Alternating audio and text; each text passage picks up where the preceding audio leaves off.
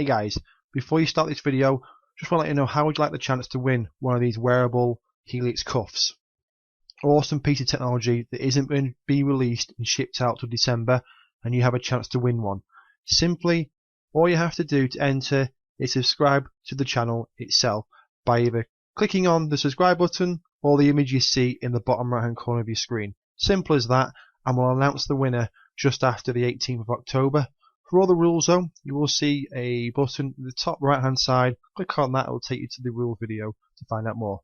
Enjoy your video. So this guy founded in 2007 a group called The Divine Truth and hails from Australia. Miller figured out he was Jesus over a 1 week period, and he claims he can remember everything over the last 2,000 years, meeting the likes of Plato, Socrates and even Gandhi among other important figures.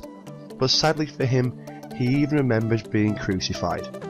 And Miller might actually believe what he's saying. He doesn't seem to be treating his followers all that horribly, although he seems to be making some money from it. And a lot of them donated land to be near Miller, so who knows? Before becoming Jesus, Miller was a member of the Jehovah's Witnesses, until he was kicked out for leaving his wife for another woman. Jones, one of the most infamous cult leaders of all time, was the head of the infamous People's Church. This fake Jesus organised a mass suicide of over 900 followers at Jonestown. Members of his church were convinced to give up their money, their homes, and even their children. Jones would also have sex with many members of his church, sometimes on stage in front of the rest of the members. And come on, would Jesus do that? It all ended in Jonestown, where Jones organised a mass suicide, then shot himself. If you've ever heard of the phrase, "don't drink the Kool-Aid," this is where it comes from. Known as Jesus reincarnated to his disciples, Russia's Sergei Tarok commands thousands of followers in the Sayan Mountains of Siberia. The former traffic cop announced he was the Son of God in 1990, following a revelation. I mean, how else is he supposed to convince people, right? Going by the name of Vissorian, his followers believe Tarok has come to save the world. His teachings include veganism and aliens amongst other things. And critics have accused him of brainwashing and embezzling many of his followers, but apparently he has 6 children and 2 wives. Asahara is from Japan and was a leader of the religious group Shinrikyo. He claimed to be the Christ and the Lamb of God. He published a book that said so. He predicted Armageddon and that almost everyone would die except for the few that joined him. He was responsible for numerous terrorist attacks, including the sarin gas attack in Tokyo subway in which 13 people died.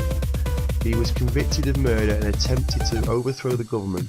He remains on death row. In 2011, Hernandez, an unemployed 21-year-old at the time, fired 9 shots at the White House.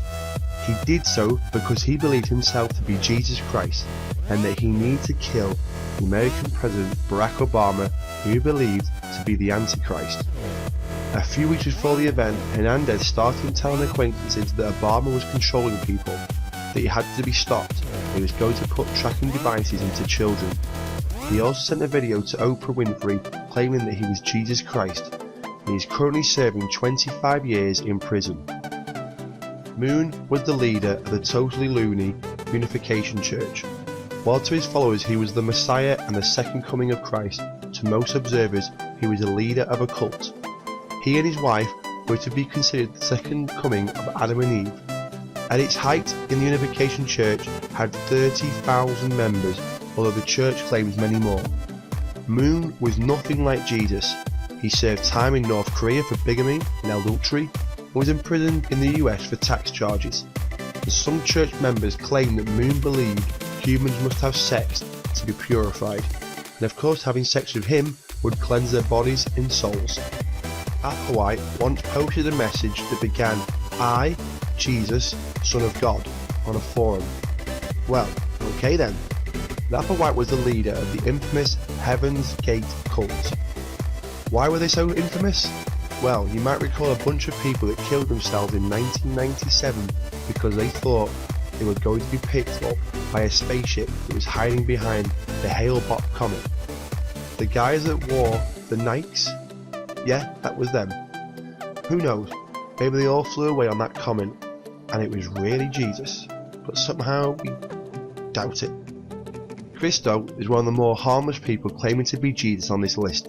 He hails from Brazil and claims that he's always heard a powerful voice in his head, but didn't realise that it was God until 1978, when the voice told him that he was, in fact, Jesus. And while Cristo is a bit of a celebrity in Brazil, appearing on many TV shows and lecturing in colleges, he has not been quite lucky abroad. He has travelled to over 27 countries trying to spread the word, but he has not been too successful. He's been kicked out of the United States and has been detained over 40 times because of his appearance and things that he says. Koresh is without doubt a pretty creepy Jesus. While he never actually said he was Jesus, he did claim to be the Son of God, which is pretty much the same thing. Koresh was the leader of the infamous Branch Davidian cult from Waco, Texas, and Koresh married numerous women who were his followers, and was said to have had sex with the many underage girls in the Branch Davidian compound. He was also into having lots of guns before the Bureau of Alcohol, Tobacco and Firearms led a siege. The compound burned to the ground, leaving many adults and children dead, including Koresh. This next Jesus comes from the Philippines. Apollo Coboloy runs the Restaurantist Church and claims he's the Son of God. It seems like it might be a tad easier being Jesus in the Philippines than any other places because he's a fair amount of power. How he managed to garner 4 million followers in his home country is beyond me. And it isn't all easy being Jesus though. He's been accused of brainwashing followers, holding children against their will, and being involved in murders of people who refused to sell him land.